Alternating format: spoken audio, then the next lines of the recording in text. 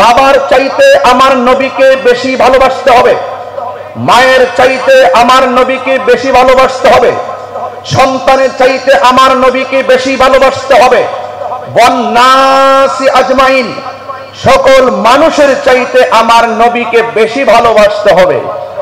তবেই সেই ব্যক্তিটি ঈমানদার হতে পারবে। রাসূল করিম সাল্লাল্লাহু আলাইহি সাল্লাম বলেছেন, আমি তোমাদের কাছে দুইটা জিনিস রেখে যাচ্ছি। এক জায়গায় এসেছে, একটি হলো আল্লাহর কোরআন, আরেকটি হলো নবী পাকের সুন্নাহ।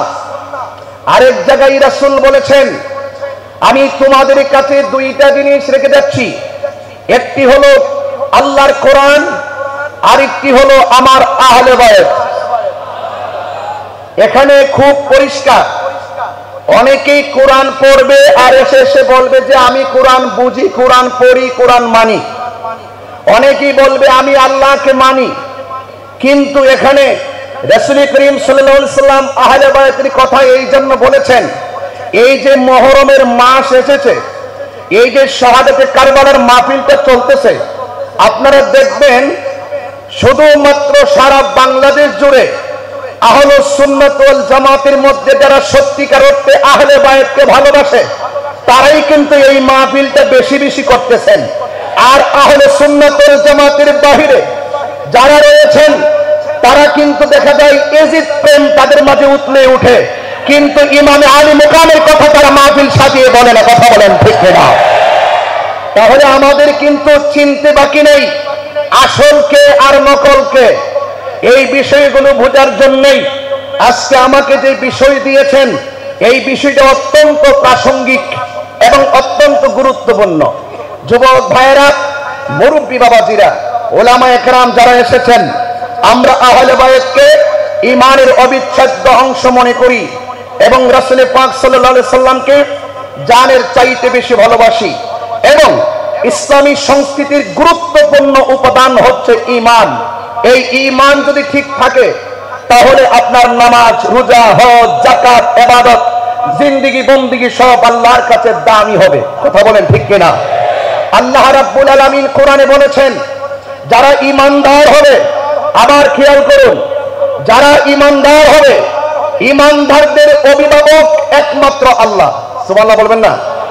আর যখন আল্লাহ পাক কারো অভিভাবক হয়ে যায়, তখন আল্লাহ পাক ওই সমস্ত মুমিনকে, সে যদিও প্রতিবন্ধকতাই থাকে, তার ডানে যদিও অন্ধকার থাকে, বামে যদিও অন্ধকার থাকে, সামনে যদিও সমালোচক থাকে, পিছনে যদিও নিন্দুক থাকে, উপর থেকে যদিও গ্রেনেড আসে, বিভিন্ন অন্ধকার যদি তাকে ছেড়ে ফেলে, আল্লাহ বলছেন আমি যারা ঈমানদার হবে, ঈমানদারদেরকে আমি আল্লাহ অন্ধকার থেকে আলোর পথে নিয়ে যাই। বলেন না সুবহানাল্লাহ?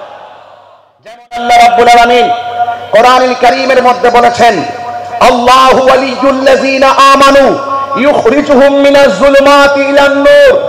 আল্লাহ রাব্বুল আলামিন বলেন, যারা ঈমানদার তাদের অভিভাবক হলাম আমি আল্লাহ।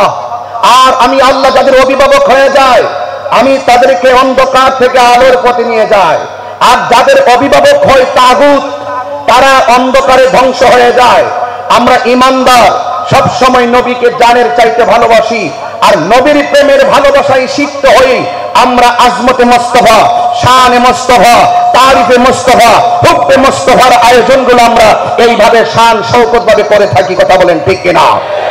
এই জন্য আমার যুবক ভাইয়েরা এবং যারা তরুণ প্রজন্ম রয়েছেন, তরুণ প্রজন্মের কাছে আমি শুধুমাত্র একটি কথাই বলবো, কোন ধরনের বাতের কথায় কান দিবেন না। আমাদের আকাদাররা, আমাদের উস্তাদ মহোদয়গণ এখনো জিন্দা আছেন। আমাদের সকলকে আমাদের উস্তাদের কাছে যেতে হবে, সত্য কোনটা, হক কোনটা, সেটা আমাদেরকে জেনে নিতে হবে।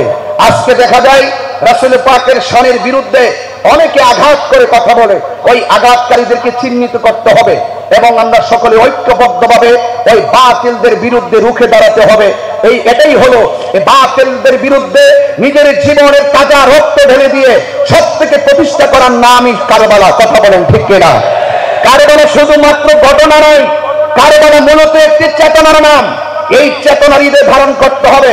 এত সুন্দর ঘটনা শুনলেন, কারবালার ঘটনা শুনে আমরা সবাই বাড়িতে চলে যাব, এই ঘটনার মধ্যেই কারবালা সীমাবদ্ধ নয়। কারবালার মূলত একটি চেতনার নাম। এই চেতনাটা কি? মুনাফিকের বিরুদ্ধে, অসত্যের বিরুদ্ধে, অমার্জিত কাজের বিরুদ্ধে, অপসংস্কৃতির বিরুদ্ধে রুখে দাঁড়িয়ে সত্যকে প্রতিষ্ঠা করার নামই হলো কারবালার চেতনা। কথা বলেন ঠিক কিনা?